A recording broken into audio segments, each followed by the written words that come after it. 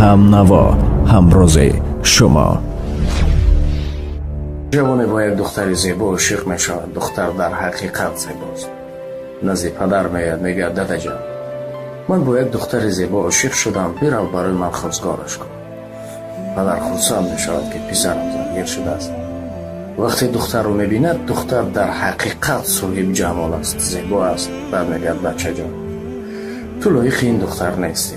لایق این دختر آن است که تجربه زندگی داشته باشد.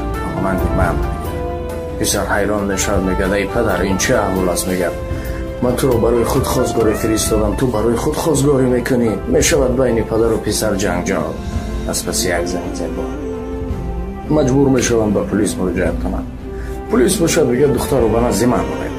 دختر رو که میورن میبیند این پدر صاحب جمال است. میگه ای پدر و پسر شما را رید به خانه.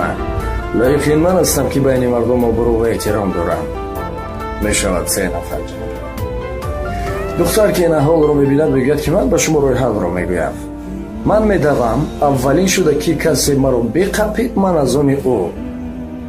دیگر علاج نیست. روز میشوم هر سه میدوم. از پس این زن نگاه به یک چاه میافتد. چقری. دختر از بابا اومده میگید هم میگم به چقری افتادیم، بر آمده نمیتوانیم. میدونید من کیستم؟ میگم من دنیا هستم. دنیا همین گونه زیبا است. دنیا همین گونه شیرین است. نفس دنیای پدر رو با پسر مطابق میسازد. دیگر رو با دیگر میدواند.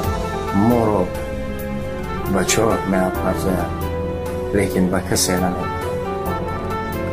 با این خاطر دوستان، برای هر چیز و ناچیز در زندگی با یک دیگر دلخواه نکنید. چون گفتیم نفس دنیای خیلی وزنین است.